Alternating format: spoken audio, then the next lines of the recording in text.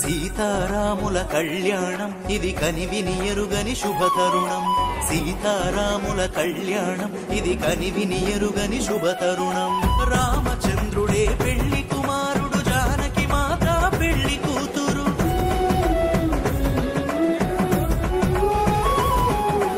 అవనిలోనే ఆదర్శపు జంట, చూసిన కనులకు కన్నుల పంట. సీతారాముల కళ్యాణం ఇది కనివిని ఎరుగని శుభతరుణం.